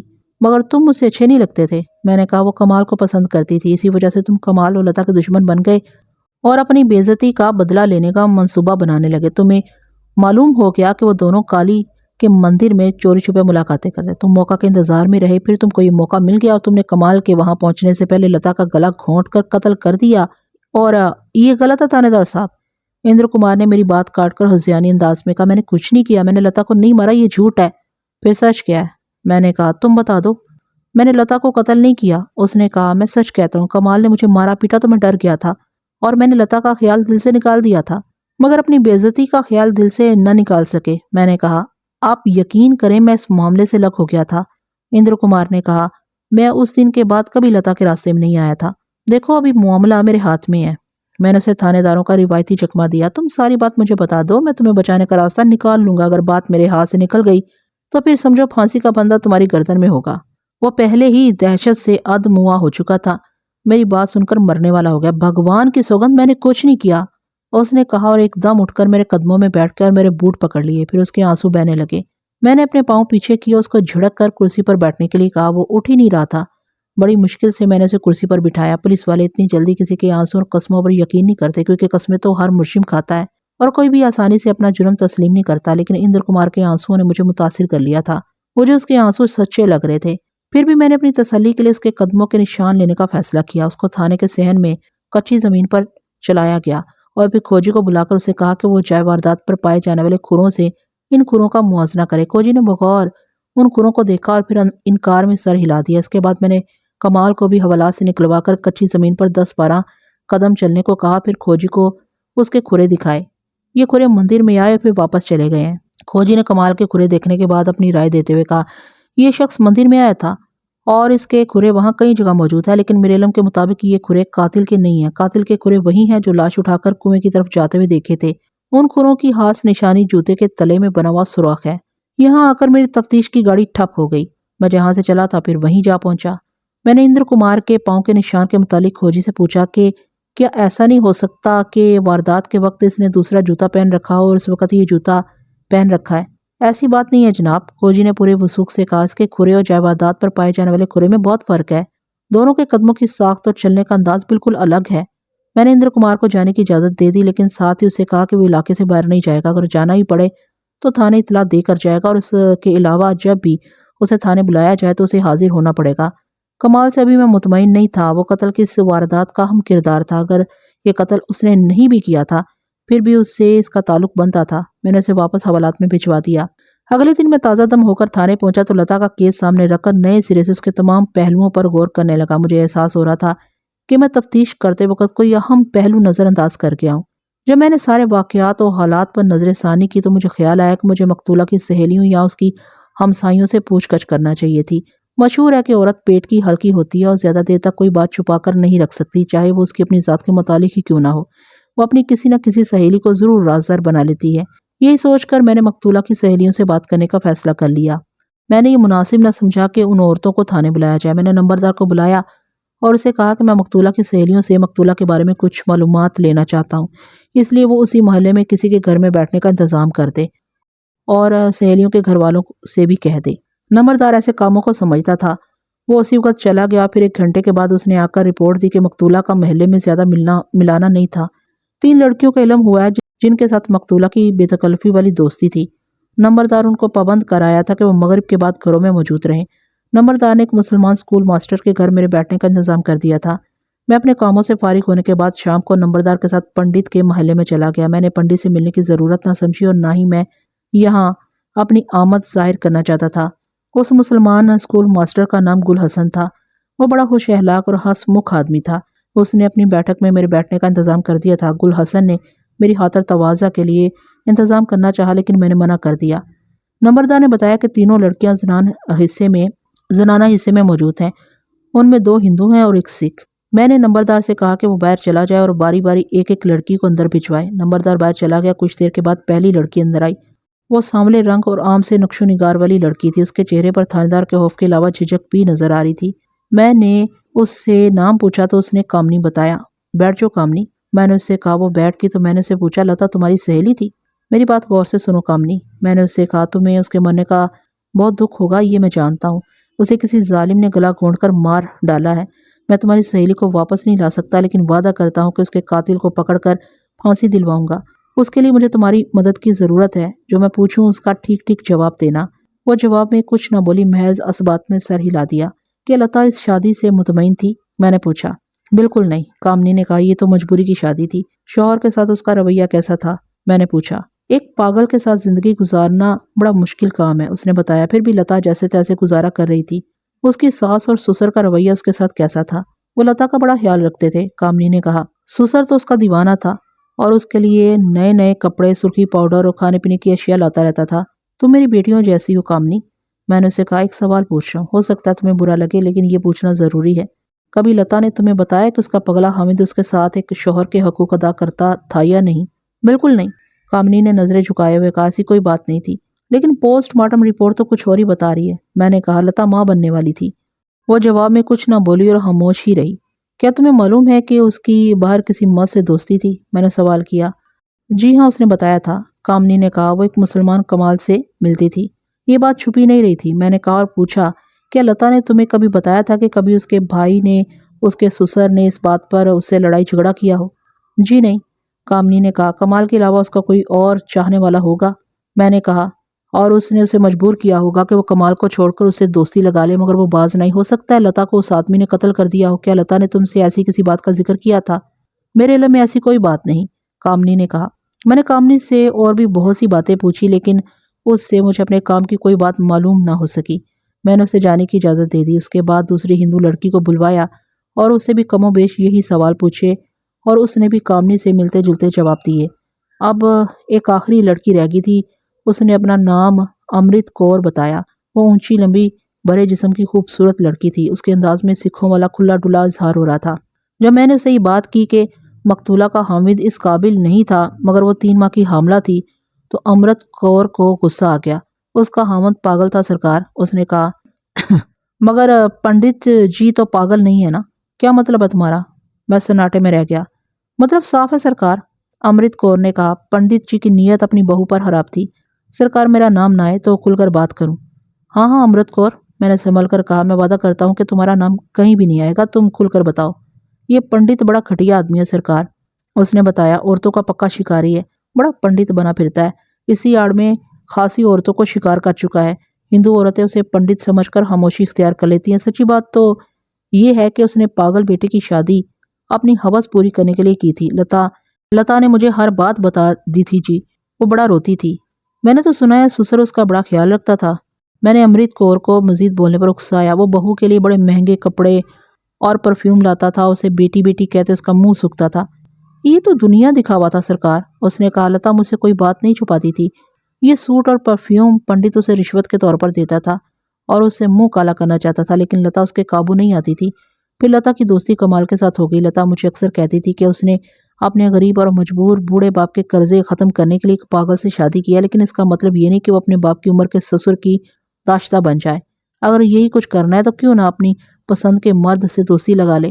پھر اس نے کمال سے دوستی لگا لی۔ میں نے استفسار کیا۔ بڑا اچھا کیا سرکار، امرت کور نے کہا، زندگی بار بار نہیں ملتی تو پھر اس کو ترس ترس کر کیوں گزارا جائے، کیوں نہ موج میلہ کیا جائے، کیوں نہ زندگی سے اپنی خوشیاں اور خواہشیں پوری کی جائیں۔ میں نے تو اس کو شاباش دی تھی کہ وہ ٹھیک کام کر رہی ہے۔ اس دوستی کا پنڈت جی کو علم ہو گیا تھا؟ میں نے پوچھا۔ جب چند چڑھتا تو سارا عالم دیکھتا سرکار، اس نے سکھوں والے انداز میں کہا۔ عشق مشق چھپائے نہیں چھپتے، پنڈت کو بھی پتہ لگ گیا تھا۔ پھر پنڈت جی کا رد عمل کیا تھا؟ بڑا بغیرت آدمی ہے یہ پنڈت سرکار، اس نے کہا۔ لتا سے کہنے لگا، جس سے دل چاہے دوستی لگا لے لیکن اس کا دل خوش کر دیا کرے۔ پھر کیا ہوا؟ لتا کا دل نہیں مانتا تھا سرکار، اس نے بتایا۔ لتا نے اس کی بات نہیں مانی تو اس نے دھمکی لگا دی کہ اس کا انجام اچھا نہیں ہوگا. اب دیکھ لو سرکار، بیچاری قتل ہو گئی. تمہارا کیا خیال ہے؟ میں نے پوچھا. لتا کو پنڈت جی نے برے انجام تک پہنچایا ہے. میں کیا کہہ سکتی ہوں سرکار. اس نے کہا. آپ دروگا جی لگے ہوئے ہیں، معلوم کر لو. اس نے بڑی ہوشیاری سے اپنا پہلو بچا لیا تھا اور مجھے اشارہ بھی دے دیا تھا کہ اب پنڈت میں اتنی جرت ہے کہ وہ کسی کو قتل کر دے. میں نے امرت کور سے پوچھا. وہ کالی ماتا کا پجاری ہے سرکار. اس نے بتایا. جس طرح کالی ماتا بڑی ظالم دیوی ہے، اسی طرح یہ پنڈت بھی بڑا ظالم ہے. وہ اکثر اپنی انگلی میں کٹ لگا کر کالی ماتا کو اپنے لہو کی بھیٹ دیتا رہتا ہے. وہ کالی ماتا کو خوش کرنے کے لیے انسانی جان کی بلی بھی دے سکتا ہے. امرت کور نے میرا دماغ روشن کر دیا. مجھے یاد آ گیا کہ ہندو پنڈت اپنے جاپ کے دوران اکثر دیوی دیوتاؤں کو خوش کرنے کے لیے جانوروں کی خون کی بھیٹ دیتے ہیں اور بعض اوقات انسانی خون کی بھیٹ بھی دیتے ہیں. اس کے لیے وہ کسی غریب کا بچہ یا کوئی لاوارث بچہ استعمال کرتے ہیں. یہ کوئی انوکھی بات نہیں ہے. ہندو اس سے بھی زیادہ درندگی کا مظاہرہ کر سکتا ہے. آج کی نسل کو ہندو کی اصلیت معلوم نہیں ہے، کیونکہ اس نے ہندو کو صرف فلموں کی حد تک دیکھا اور اس کی اداکاراؤں کے دیوانے ہو گئے ہیں. ہندو کی اصلیت ان بزرگوں سے پوچھے جنہوں نے ان کے ساتھ وقت گزارا، ان سے واسطہ رہا. بہرحال میں نے امرت کور سے اپنے کام کی اور بہت سی باتیں پوچھی اور پھر اس کو سمجھایا کہ میری اس کی جو باتیں ہوئی وہ کسی کو نہ بتائے. یہ بات تو میں آپ کو کہنے والی تھی سرکار. اس نے مسکرا کر کہا. میرا نام نہ آنے دینا. میں نے خوش دلی سے اس باتونی لڑکی کا شکریہ ادا کیا اور وہاں سے نکل آیا. میں تھانے آ گیا. میں نے اپنے ذہن میں سارا کیس دہرایا. اب تک میں اندھیرے میں ٹامک ٹوئیاں مار رہا تھا. امرت کور سے ملنے والی معلومات کی روشنی میں یہ بات واضح ہو گئی تھی کہ مندر میں پائے جانے والے دوسرے آدمی کے کھرے کس کے تھے.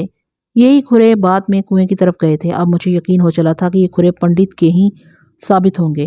پولیس والوں کی عادت ہوتی ہے کہ ہر بندے کو شک کی نظر سے دیکھتے ہیں اور تفتیش کی بنیاد ہی شک پر رکھی جاتی ہے. لیکن اس قتل کے کیس میں جو حقائق و شواہد تھے وہ سیدھا سیدھا کمال کو ملزم ثابت کر رہے تھے. اور پھر پنڈت کی مذہبی حیثیت، اس کا مقتولہ سے باپ والا رشتہ اور اس کی ادھیڑ عمری نے میرا ذہن اس طرف جانے ہی نہ دیا تھا. اب میں نے صبح کا انتظار کیے بغیر اسی وقت پنڈت کو شکنجے میں لینے کا فیصلہ کر لیا. اگر میں دن کے وقت جاتا تو لمحوں میں یہ بات ہر سو پھیل جاتی کہ پولیس نے پنڈت دیال شرما کو بہو کے قتل کے الزام میں گرفتار کر لیا. اس طرح ہندوؤں کے مشتعل ہو جانے کا خطرہ تھا. میں مسلمان تھا، اس لیے ہندوؤں نے یہ الزام لگانا تھا کہ مسلمان تھانے دار نے جان بوجھ کر ان کے مذہبی رہنما کو پکڑ لیا. اس طرح فساد کھڑا ہو سکتا تھا. یہ دیہاتی علاقہ تھا، لوگ سرے شام ہی گھروں میں گھس جاتے تھے، اس لیے امکان تھا کہ میں پنڈت کو رازداری سے تھانے لے آؤں گا. میں نے 2 کانسٹیبل ساتھ لیے، اپنا سرکاری پستول لگایا اور پنڈت کے گھر جا پہنچا. دروازہ کھٹکھٹایا تو تھوڑی دیر بعد خود پنڈت نے ہی دروازہ کھولا. پولیس کو دیکھ کر ایک لمحے کو اس کے چہرے پر گھبراہٹ کے آثار ابھرے، مگر پھر فوراً ہی غائب ہو گئے. اس وقت اس نے دھوتی کو لنگوٹ کی طرح اوپر باندھ رکھا تھا. اس کی ایک ٹانگ پر تیل نما چیز لگی صاف نظر آ رہی تھی. غالباً وہ ٹانگ کی مالش کر رہا تھا. اس سمے دروگا جی؟ اس نے پریشان کن انداز میں پوچھا. خیریت ہے؟ ہاں پنڈت جی. میں نے کہا. آپ سے کچھ باتیں پوچھنی ہیں آپ کی بہو کے قتل کے سلسلے میں. آ جاؤ دروگا جی. اس نے ہمیں اندر آنے کا اشارہ کرتے ہوئے کہا. اندر کی طرف چل دیا. پنڈت ہمیں اس کمرے میں لے گیا جسے بیٹھک بھی کہا جا سکتا ہے اور ضرورت مندوں کو جھاڑ پھونک وغیرہ کرنے کی جگہ بھی. یوں سمجھ لیں جیسے ہمارے ہاں پیروں فقیروں عاملوں شاہ صاحبوں وغیرہ نے ٹھکانے بنا رکھے ہوتے ہیں. پنڈت نے ایک طرف کالی دیوی کا چھوٹا سا بت رکھا تھا اور عملیات کرنے کے لیے کچھ الٹی سیدھی چیزیں رکھی ہوئی تھیں. میرے ذہن میں کھوجی کی یہ بات آ گئی تھی کہ قاتل کی بائیں ٹانگ ذرا کمزور ہے یا اس میں کسی قسم کا نقص ہے جس کی وجہ سے وہ دائیں ٹانگ پر زیادہ وزن ڈالتا ہے. پہلے میں نے یہی کمزوری کمال کے چلنے میں دیکھی تھی. آتے ہوئے میں نے اپنے آگے چلتے پنڈت کو دیکھا تو وہ بھی دائیں ٹانگ پر زیادہ وزن ڈال کر چل رہا تھا. اس کی بائیں ٹانگ دائیں سے کمزور لگتی تھی اور اس پر کسی مرہم یا تیل کی مالش کی جاتی تھی. آپ اپنی ٹانگ کی مالش کر رہے تھے پنڈت جی؟ میں نے سرسری سے انداز میں بات شروع کی. کیا ہو گیا؟ فالج مار کے اس ٹانگ کو دروگا جی. پنڈت نے بتایا. ایک وید نے بڑا اچھا تیل بنا کر دیا ہے. اس کی روزانہ رات مالش کرنے سے ٹانگ میں جان پڑ گئی ہے. اس عمر میں بھی آپ میں جوانوں جیسی پھرتی ہے پنڈت جی. میں نے کہا. آپ اس عمر میں بھی جوان ہیں. آپ کہاں رہ گئی جوانی دروگا جی؟ پنڈت نے فخر بھرے لہجے میں کہا. جب جوانی تھی تو ناریاں رک رک کر دیکھتی تھیں. عورتوں کی تو اب بھی کمی نہیں ہے پنڈت جی. میں نے مکھن لگاتے ہوئے کہا. آپ کے اشارے کی دیر ہے. مرد کے اندر کشش ہونی چاہیے دروگا جی. پنڈت نے مزید پھول کر کہا. ناریاں پیچھے پیچھے پھرتی ہیں مگر لتا کو آپ کی یہ خوبی نظر نہیں آئی تھی. میں نے کہا. دماغ خراب تھا حرام جادی کا. بے اختیار پنڈت کے منہ سے نکلا. پھر جب اسے احساس ہوا کہ وہ کیا بول گیا ہے تو خفت زدہ نظر آنے لگا. کہتے ہیں لفظ انسان کے غلام ہوتے ہیں مگر جب انہیں منہ سے نکال دیا جائے تو یہ پرائے ہو جاتے ہیں. اس لیے ماری گئی ہے بیچاری. میں نے کہا. آپ کی بات مان لیتی تو زندہ رہتی. ایک لمحے کے لیے پنڈت کا سانولا رنگ سیاہ پڑ گیا. اس کی آنکھیں پھیل گئی. اس نے تھوک نکلنے کی کوشش کی. یہ آپ کیا کہہ رہے ہیں دروگا جی؟ पंडित ने बड़ी मुश्किल से कहा, देखो पंडित जी, मैंने जरा सख्त लहजे में कहा, मैं यूं ही यहाँ नहीं आ गया, मुझे सारी वारदात मालूम हो गई है। मैंने लता को नहीं मारा। पंडित ने कहा, ये कमाल का काम है, वो मुसलमान है इसलिए आप उसे पकड़ने की बजाय मुझे धमका रहे हैं। मैंने तो अभी तक नहीं कहा कि तुमने लता को कत्ल किया है। मैंने कहा, आपकी बातों का यही मतलब है। पंडित ने कहा, मैं भला अपनी बेटी जैसी बहू को क्यों मारूंगा? कहाँ की बेटी और कहाँ की बहू पंडित जी? मैंने उसकी आंखों में आंखें डालकर कहा, तुम्हारी नीयत अपनी बहू पर खराब थी। तुम्हारा पगला बेटा तो शादी के काबिल ही नहीं था। तुमने दुनिया को दिखाने के लिए बेटे की शादी कर दी ताकि आने वाली गरीब की बेटी से रंग रलियां मना सको, मगर उसने तुम जैसे बूढ़े को ठुकराकर अपने जैसे जवान आदमी से दोस्ती लगा ली। इसी बात का तुम्हें रंज था, फिर तुमने मौका पाकर उसका काम तमाम कर दिया। पंडित ने कुछ बोलना चाहा मगर बोल ना सका, कुछ सोचने लगा। देखो दरोगा जी, उसने संभल कर कहा, आप इस मामले में दखल ना दो, ये हमारे धर्म का मामला है। ये कत्ल मैंने काली माँ की आज्ञा से किया है। तुम एक बात भूल रहे हो पंडित जी, मैंने तंजिया लहजे में कहा, यहाँ कानून काली माता का नहीं अंग्रेज का चलता और मैं अंग्रेज हुकूमत का मुलाजिम हूँ, काली माता का नहीं। तुम ये सब अदालत में कहना। अब शराफत से मेरे साथ थाने चलो, दूसरी सूरत में हथकड़ियां लगाकर ले जाऊंगा।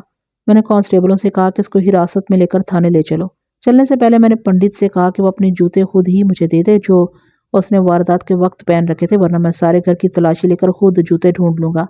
पंडित ने थोड़ी पसोपेश के बाद काट कबाड़ के नीचे से पुराने से जूतों की एक जोड़ी निकाल कर दे दी। मैंने जूतों के तलवे देखे।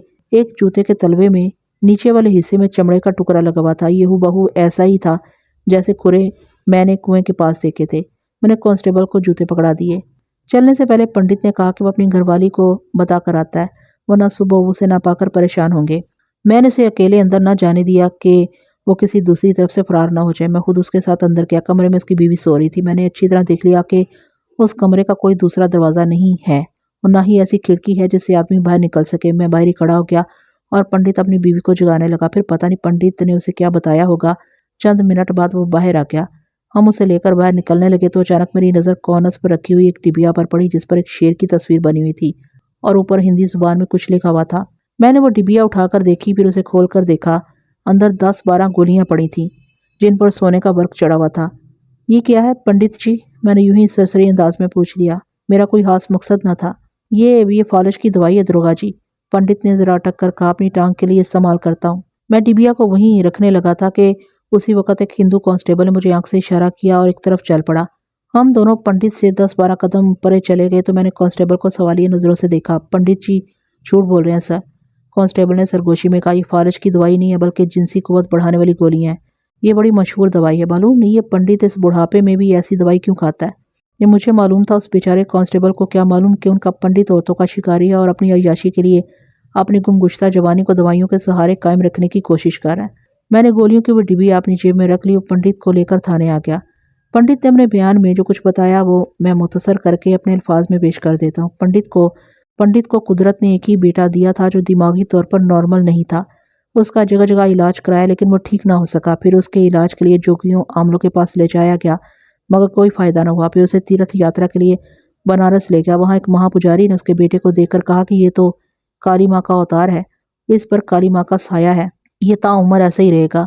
जब पंडित की जुबानी लोगों को इस बात का इल्म हुआ तो दूर दूर से कमजोर अकीदे के हिंदू मर्द औरतें उसको देखने आने लगे। लोग आते तो नकद चढ़ावा या खाने पीने की अशिया ले आते। इस तरह पंडित का पागल बेटा उसकी आमदनी का जरिया बन गया। एक दिन किसी ने पंडित को मशवरा दिया कि उसकी शादी कर दो, ये ठीक हो जाएगा। पंडित को ये बात पसंद आई मगर उसके पागल बेटे को कौन अपनी बेटी देता। अकीदत अपनी जगह मगर अपनी बेटी कोई भी इस जहन्नुम में डालने को तैयार न था।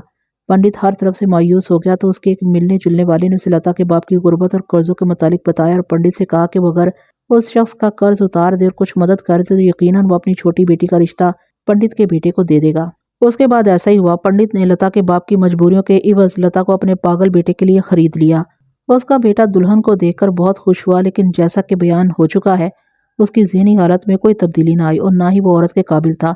अब पंडित को एहसास हुआ कि उसे गलती हो चुकी है और ख़ामख़ाह इतना पैसा भी ज़ाया किया।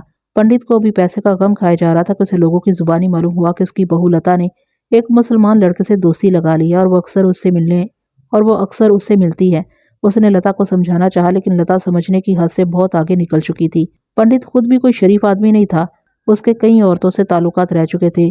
उसने लता पर बुरी नज़र रख ली और उसे नित नए कपड़े, जूतियाँ, सुर्खी पाउडर लाकर देने लगा।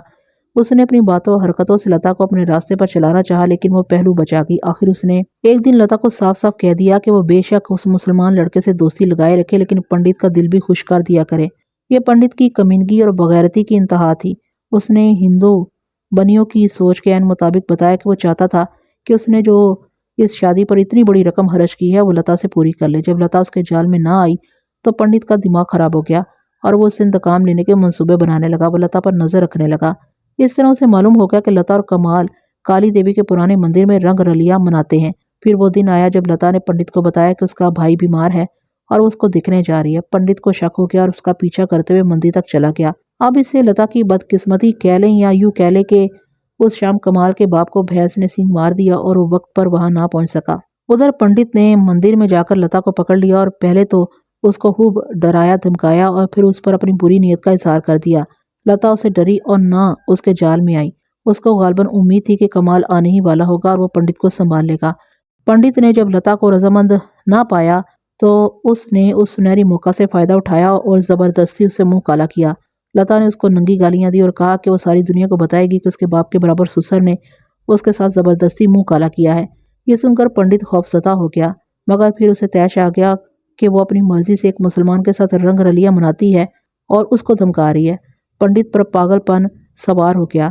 لتا کالی دیوی کے قدموں میں زمین پر پڑی ہوئی تھی۔ اس کا دوپٹہ ایک طرف پڑا تھا، چوڑیاں ٹوٹ کر بکھر گئی تھی۔ پنڈت نے بڑی پھرتی سے دوپٹہ اٹھایا اور پیچھے سے لتا کی گردن میں ڈال کر گرا لگا دی۔ اسے پوری قوت سے دونوں پلو مخالف سمت میں کھینچنے لگا۔ لتا آخر جوان تھی۔ اس نے ایک بار تو زور لگا کر اٹھنے کی کوشش کی، لیکن پیچھے سے پنڈت نے اس کے دونوں کندھوں کے درمیان اپنا پاؤں رکھ کر دباؤ ڈال دیا اور دوپٹے کو پوری قوت سے اپنی طرف کھینچا۔ تھوڑی دیر میں لتا سانس رکنے سے مر گئی۔ پنڈت کو معلوم تھا کہ تھوڑے فاصلے پر ایک خشک اور ویران کنواں ہے اور اس طرف کم ہی کوئی جاتا ہے۔ اس نے لتا کی لاش کو اٹھایا اور کسی نہ کسی طرح کنویں تک لے گیا۔ باقی سارا واقعہ اس طرح ہوا جیسے میں شروع میں بیان کر چکا ہوں۔ پنڈت میں اب جوانی والی قوت نہیں رہی تھی۔ کچھ دور جا کر وہ ہانپنے لگا اور لتا کی لاش زمین پر رکھ کر تازہ دم ہوا، پھر لاش کو کندھے پر ڈال کر چل پڑا، لیکن ابھی کنواں کچھ فاصلے پر تھا کہ اس کی ہمت جواب دے گئی۔ دم لینے کے بعد اس نے لاش اٹھانے کی بجائے اس کو ٹانگوں سے پکڑ کر گھسیٹا اور لے جا کر کنویں میں لڑکا دیا۔ میں نے پنڈت کا بیان لکھ کر اس کا انگوٹھا لگوا لیا۔ اس کے بعد میں نے پنڈت کو وہ جوتے پہننے کو کہا اور اس کے بعد اس کو تھانے کے صحن میں کچی زمین پر چلایا۔ کھوجی کو میں نے پہلے ہی بلا رکھا تھا، وہ آ گیا تھا۔ میں نے اسے کہا کہ وہ جائے واردات پر پائے جانے والے کھروں سے ان کھروں کا موازنہ کرے۔ کھوجی نے کھرے دیکھتے ہی کہہ دیا کہ 100% جائے واردات پر پائے جانے والے کھرے ہیں، ان میں بال برابر فرق نہیں ہے۔ میں نے پنڈت سے جوتے اتروا کر ثبوت کے طور پر رکھ لیے۔ پھر میں نے پنڈت کو اس کے گھر سے ملنے والی گولیوں کی ڈبیا دکھا کر کہا کہ یہ فالش کی گولیاں نہیں ہیں۔ وہ سچ بتائی کہ یہ کس کام کی دوائی ہے۔ اب کے کانسٹیبل نے آپ کو بتا دیا تھا، پنڈت نے کہا۔ ڈبیا کے اوپر ہندی میں کیا لکھا ہوا ہے؟ میں نے یوں ہی دلچسپی کی خاطر پوچھا۔ سدا بہار جوانی، پنڈت نے کہا۔ یہ بڑی قیمتی دوائی ہے اور صرف پیسے والے ہی استعمال کرتے ہیں۔ اگر جوانی پاک صاف گزاری ہو تو بڑھاپے میں دوائیوں کی ضرورت نہیں پڑتی پنڈت جی۔ میں نے اسے کہا قدرت اپنے اصولوں پر اٹل ہے۔ اس کے بعد میں نے پنڈت کو مجسٹریٹ کے سامنے پیش کیا تاکہ اس کا بیان کرا سکوں، مگر مجسٹریٹ کے سامنے جا کر پنڈت اپنے بیان سے منحرف ہو گیا۔ قانون کے مطابق پنڈت کو جیل بھیج دیا گیا۔ میں نے بڑی محنت سے پنڈت کے خلاف کیس تیار کیا۔ میں نے گواہوں میں امرت کور اور کمال کا بیان دلوانا تھا۔ سب سے بڑی کمزوری یہ تھی کہ موقع کا کوئی گواہ نہیں تھا۔ واقعاتی شہادت بڑی مضبوط تھی۔ جب کیس عدالت میں پیش ہوا تو ہندوؤں نے پنڈت کی طرف سے بڑا ہی قابل وکیل پیش کیا۔ اس وکیل نے سارا زور اسی نقطے پر رکھا کہ موقع کا کوئی گواہ نہیں ہے اور دونوں گواہوں کے بیان سے کہیں یہ ثابت نہیں ہوتا کہ یہ قتل پنڈت شنکر دیال نے کیا ہے۔ جج ایک ہندو رام سہائے گپتا تھا۔ اس نے پنڈت کو شک کا فائدہ دے کر بری کر دیا۔ میں نے مقتولہ کے باپ رام داس سے کہا کہ وہ اپیل میں جائے، مگر اس میں اتنی ہمت نہیں تھی، اس نے انکار کر دیا۔ امید کرتی ہوں کہ آپ کو یہ کیس بھی پسند آیا ہوگا۔ پسند آیا تو ویڈیو کو لائک، کمنٹ اور شیئر کرنا ہرگز مت بھولیے گا اور مجھے اجازت دیجیے ایسی ہی کسی اچھی سی کہانی تک کے لیے۔ اللہ حافظ۔